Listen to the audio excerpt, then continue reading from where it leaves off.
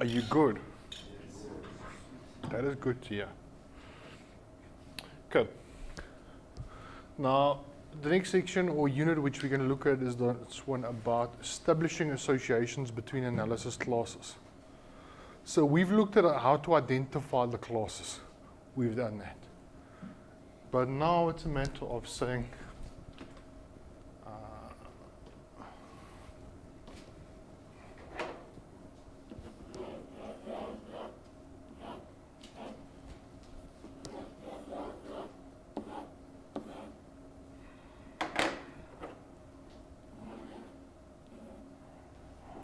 what is the relationship between these classes? So that's a matter of what we're going to look at. And the different types of relationships is depicted in that presentation.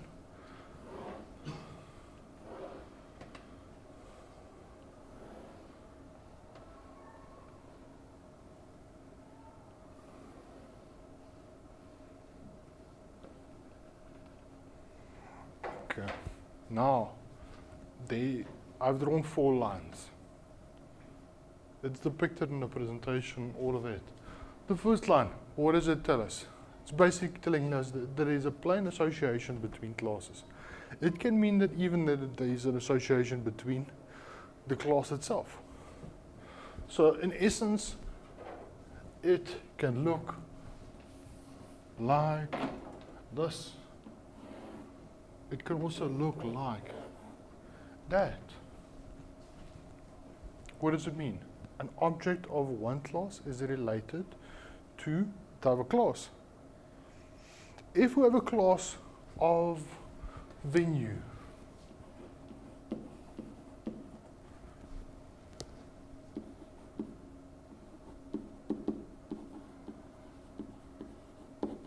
and with equipment, what type of equipment do we have in here? What are you sitting on? Is it equipment? Yes. How many, this equipment, to how many venues do it belong?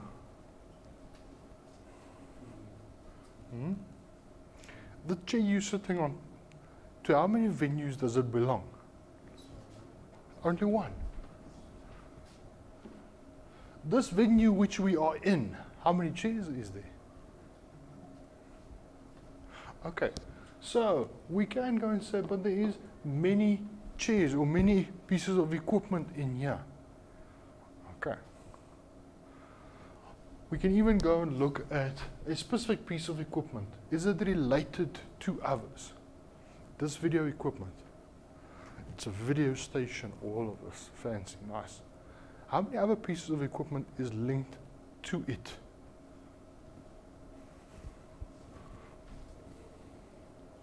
If we say that yes, we have one station here to record video and all of this nice fancy stuff, how many cameras is linked to it? Is it just one?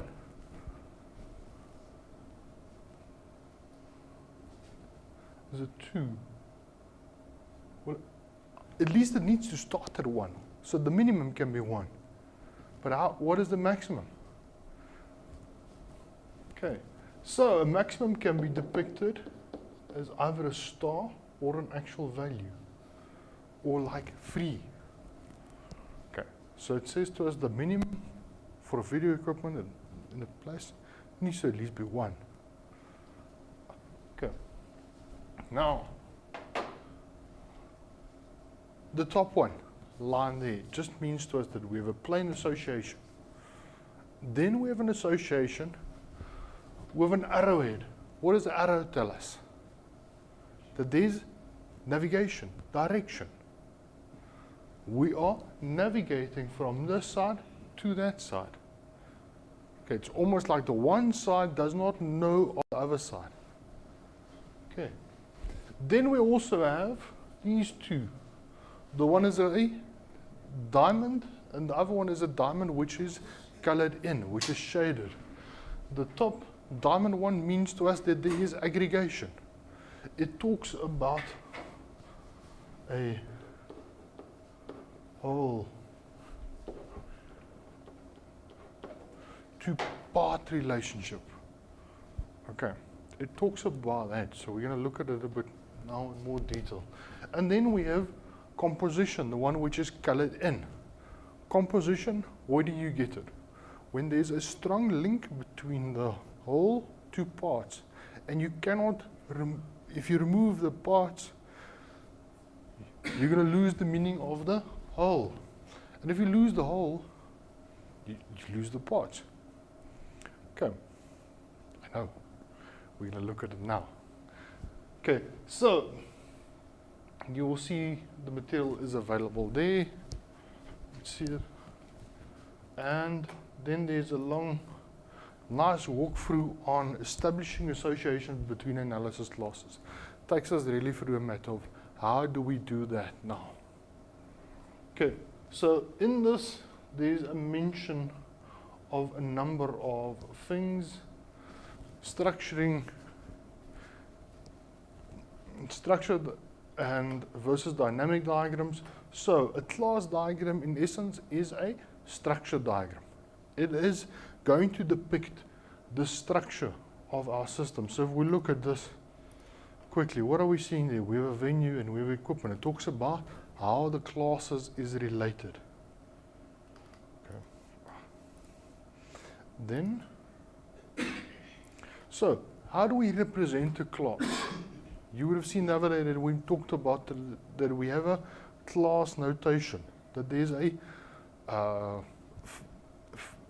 compartment that looks like this, that the top portion contains a class name, then the middle portion contains attribute information, and the bottom portion contains the operations which that class can perform. Now you can indicate the data types, but then you at least need to know the programming language. Okay. Because the data types can change based on the language. Okay.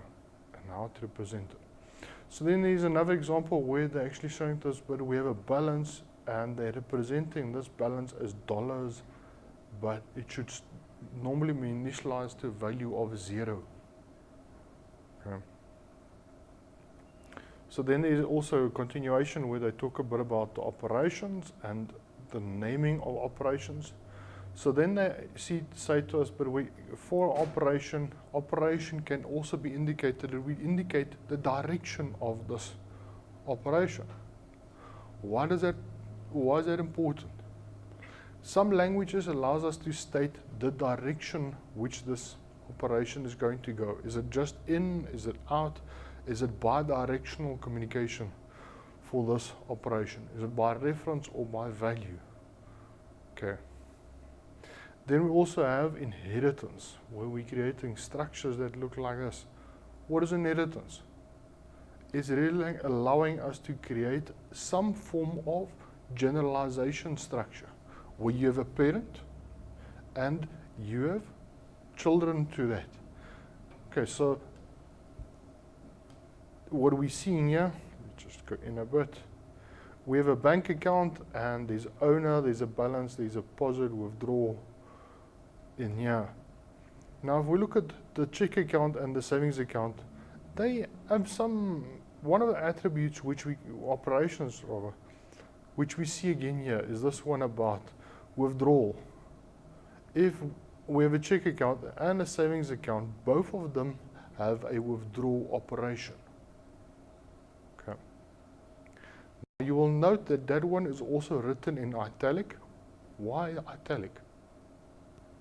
It denotes a abstract operation, meaning that the next time that we implement this, we must go and write the code for it. We must actually fully implement this operation. Okay, so there is a quick mention about abstract classes and operations. And if we look at associations, what are we seeing there? Over here, if we look at bidirectional associations, what does bidirectional mean? We can communicate in both directions. Okay, meaning that a flight belongs to 0 or 1 plane. Okay, but this plane can be assigned 0 or many different flights. Okay, so there's directional communication in two directions there, which we're seeing on that diagram. Okay. Now, then there's a mention quickly about the multiplicity. Multiplicity tells us how many of the one object is interacting with the others. In that previous one, we looked at plane to flight. Okay. Now, the options that we have in here is 0 to 1, 1, 0 to many, 0 or more, 1 or more, explicitly free, 0 to 5, 5 to 15. Now, these ones, just note that they can change. It's just trying to say to us that we can have explicit values defined for operations. Okay.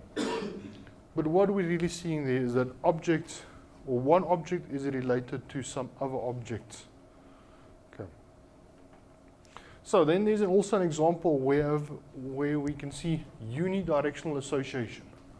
Unidirection, only communication in one direction. Okay. So we have an overdrawn accounts report and we have a bank account. And we are seeing that there's communication in that direction. Which one knows of which? Does the bank account know about the report? Or does the report know about the bank account? Okay, so what we're seeing is that the arrow points that way. So for us to generate the report, we need to know about the bank account. But the bank account doesn't really need to know about the report which it is in or which is going to be used or part of. Okay. So there is one thing which we can just take away from this is the navigation. Okay. Yeah.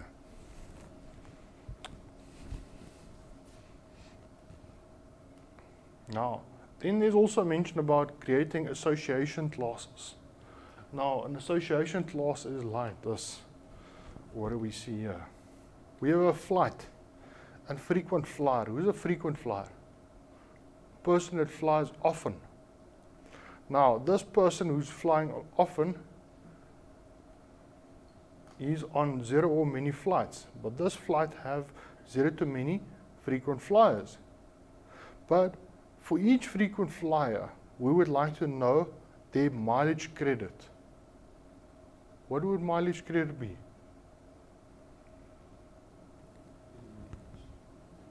Say again? What is mileage? The actual distance that they've traveled, the accrued distance, almost. Okay, so what do we have here is we have the base miles and bonus miles.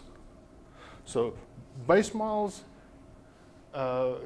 can be the basis which was traveled, and then bonus miles, additional bonuses which they gain on top of that. But that will now be stored for every passenger on a specific flight. Okay, so where do we see associations like this quite often? When we have many to many relationships. Okay, so that means that for this, we will then start to see notations like that. Okay.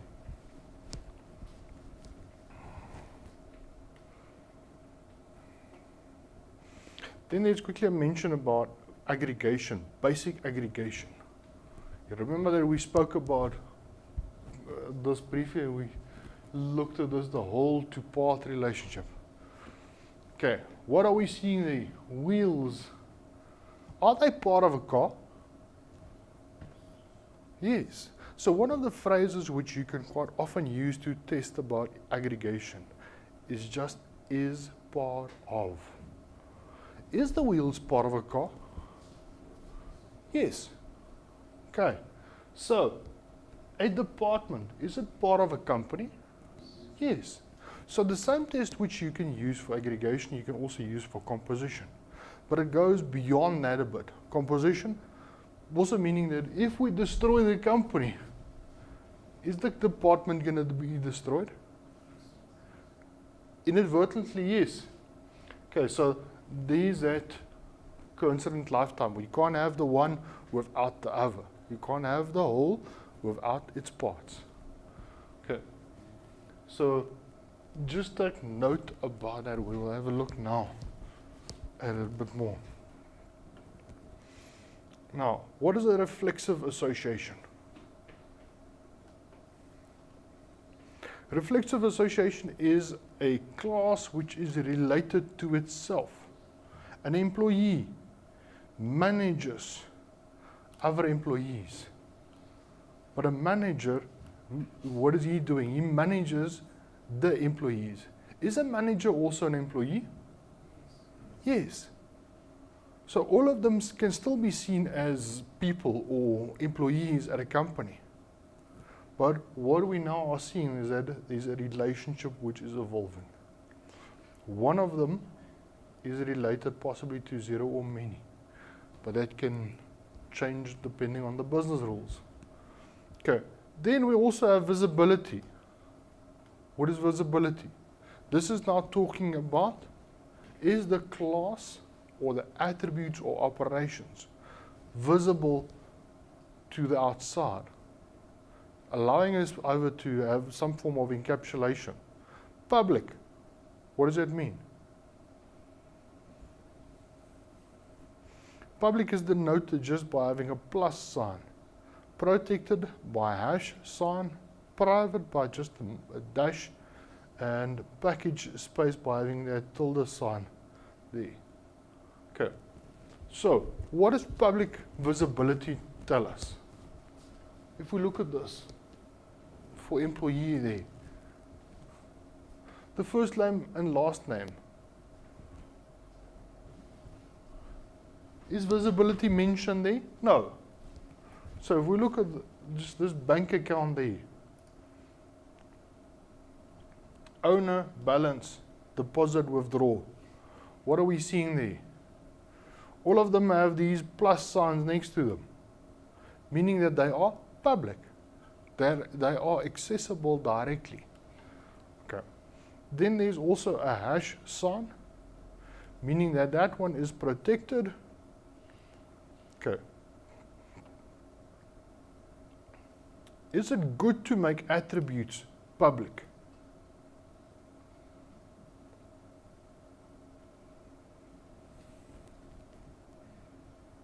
Okay, it's one of the things which you will probably see in your programming in some time to come. You will not rather make attributes private and create public methods, operations to get to your data. Okay, that is why you have getters and setters. Okay, getters allows us to actually get to the data, to read the data, and a setter allows us to actually set the value of your data. Okay. So then there's a quick mention about roles. This employee, what role is he playing? He manages the team. Okay.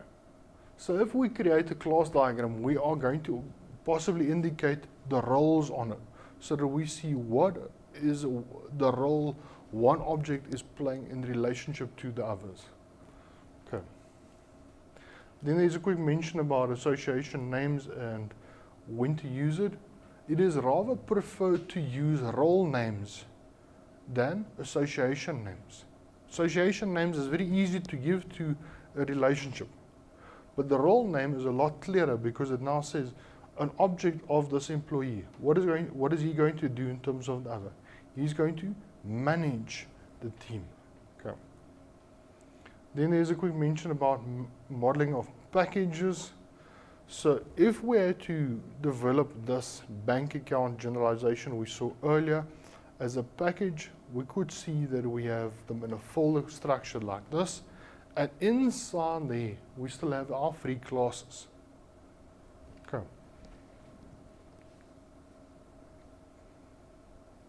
So then there is a brief mention about some guidelines to develop a class diagram. The first thing that we have to do is we have to identify the classes firstly to be modeled.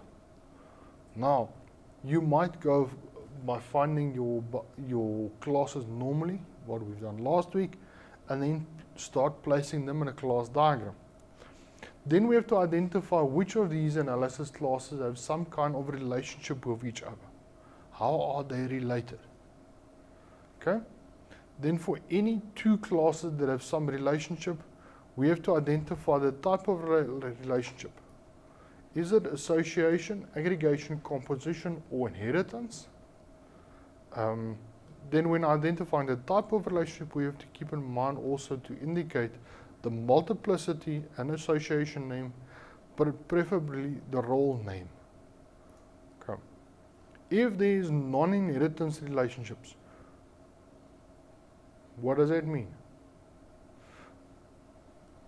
Okay.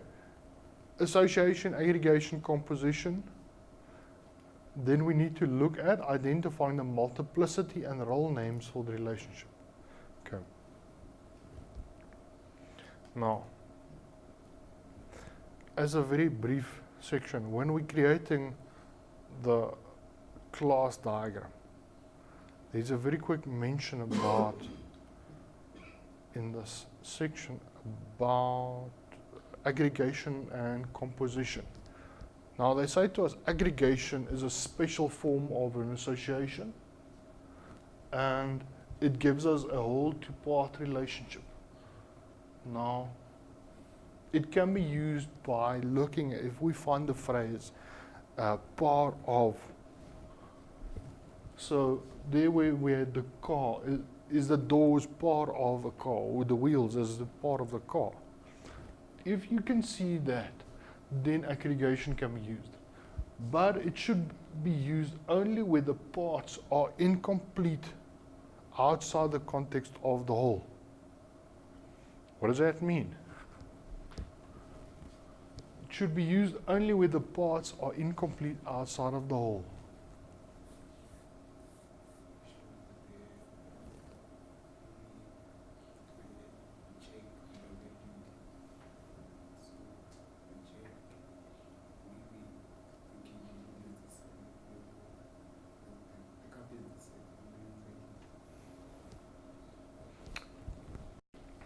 There's a bit of an example a bit later where we have a car and a door again.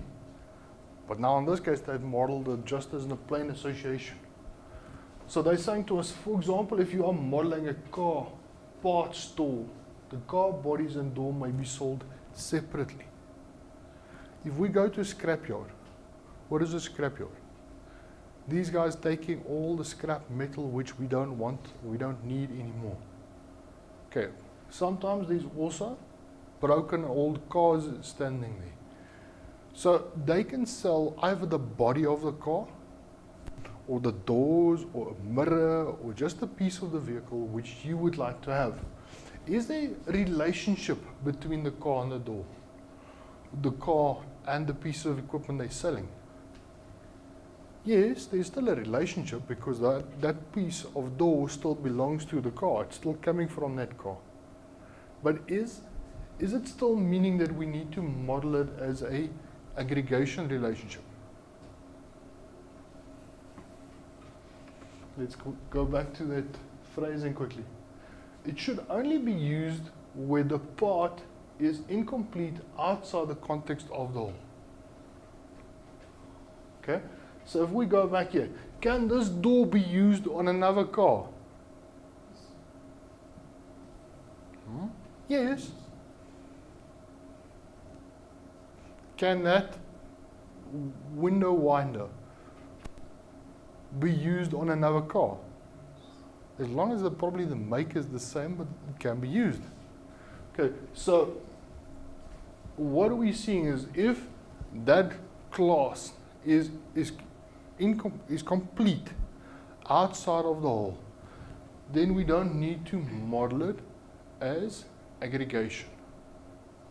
Okay, meaning that the door is complete on its own. It's a product which will be sold, all of that, it can be sold. It's complete enough. Okay. Any questions, guys? So, there may be a place where we need to look at between aggregation and association, and which should be used to model that. Okay, then there's also quickly a mention about shared aggregation. What do we see about shared aggregation? This address is shared between the customer and also the business.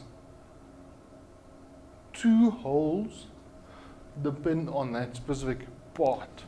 Okay.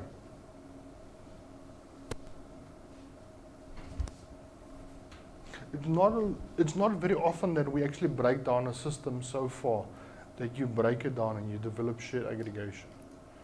Then there's quickly composition. Now, as we mentioned, there's a coincident lifetime, meaning that the order and the line item. You cannot have an order without line items, without items being ordered.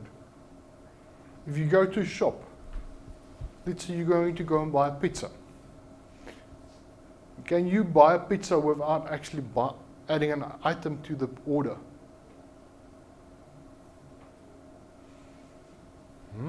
No, you can't.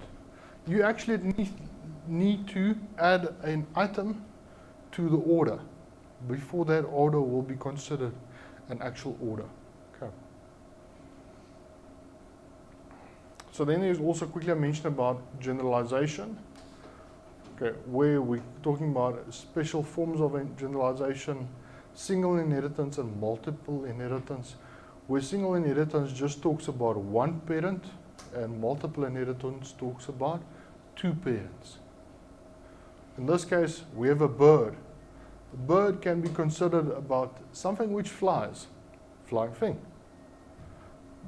It's the same as an airplane and helicopter, but also a bird belongs to an animal. Okay.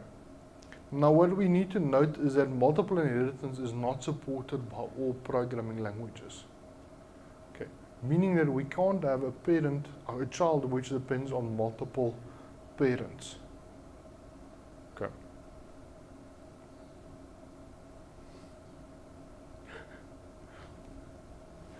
Yes. This is also. Say again?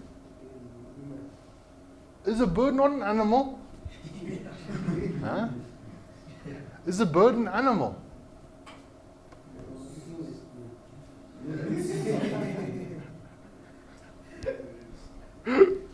Okay, a bird is still an animal.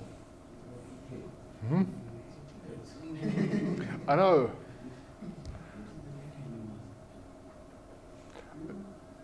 Okay.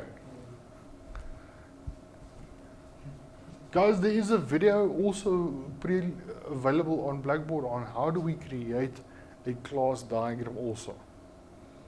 Okay. So one of the main things that we have to take away from this is this last step about creating the class diagram. We have the classes, we've identified them. Now we need to look at what is the relationship between these classes.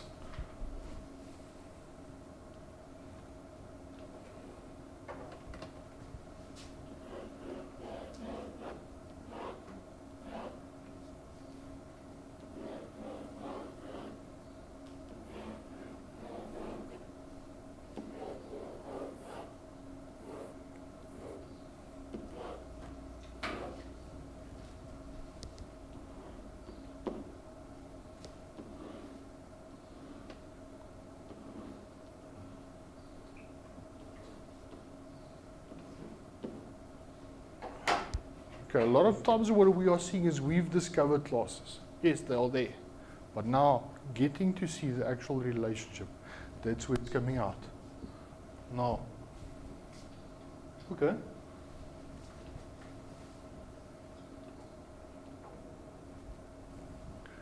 Now, what we are seeing from this is that we might have identified a boundary class. We can have a control class. Some entities, what is the relationship?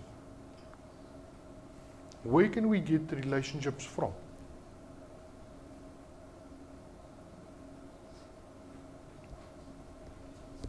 Okay, if I, as a user, am going to interact with the system, what are you going to use to interact?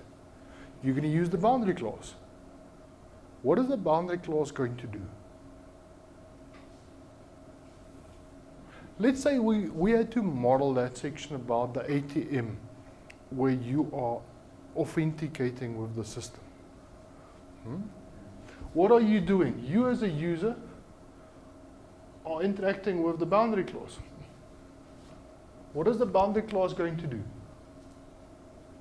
It's going to go and tell the controller about it. What is the purpose of a controller again? It captures the behavior and knows what needs to happen next. Okay.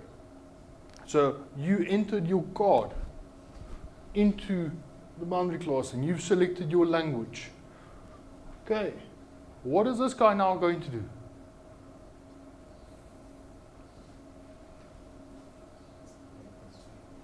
He's going to ask you for your password. So he might come back to this guy. Now you've entered your password. What happens next?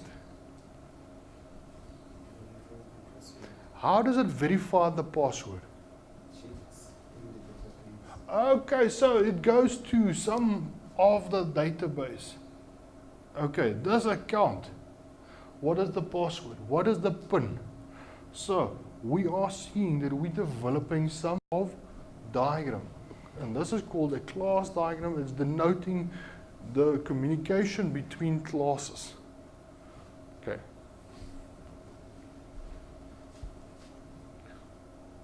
This boundary clause, how many controllers can it talk to?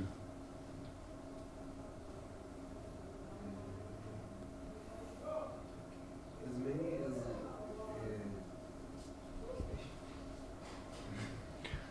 If you go to an ATM, how many controllers is there? How many boundary clauses is there? A lot of times what do we put publishers see? This boundary clause is only going to talk to that specific controller, and that controller is going to talk to one boundary clause. This can be refined later on when you get to design. Then this guy might break up into more actual classes. Okay. Now, if we need to, from the controller, authenticate the account, to how many account classes are we going to speak?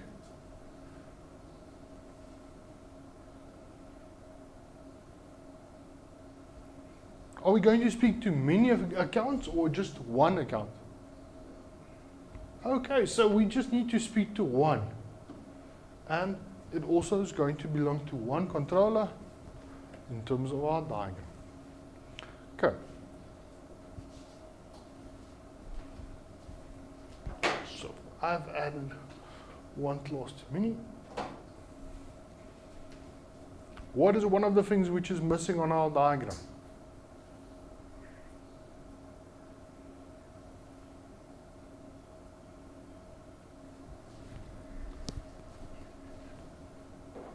Association names or role names. Okay, so we can add association names or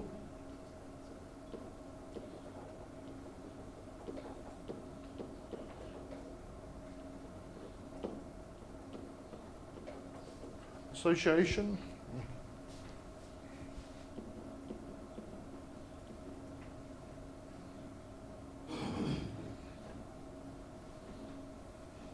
names. Okay, so how do we select them? How do we identify them?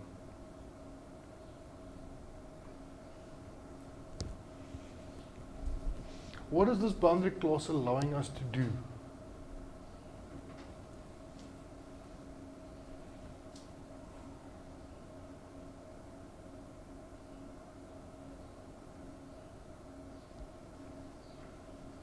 What is this person doing? He is authenticating, yes? That's the whole process he's going to go through.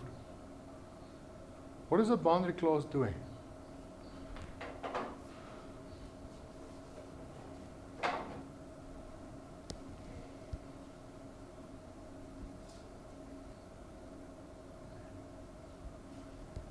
Okay, so in this case, this is just a matter of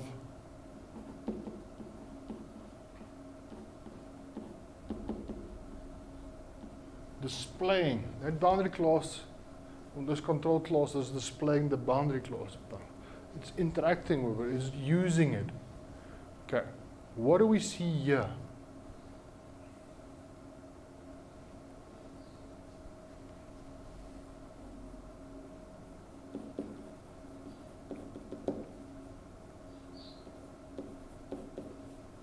So, the control clause authenticates to that other clause. It's verifying it. It's checking the information. Okay. Any questions, guys?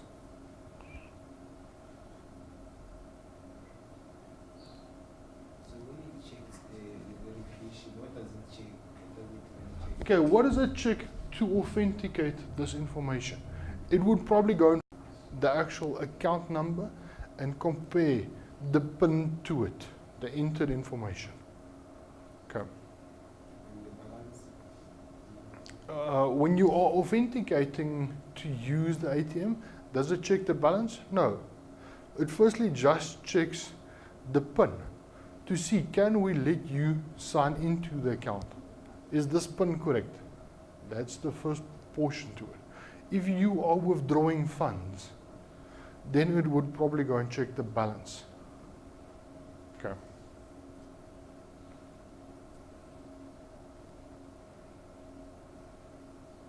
Any last questions, guys?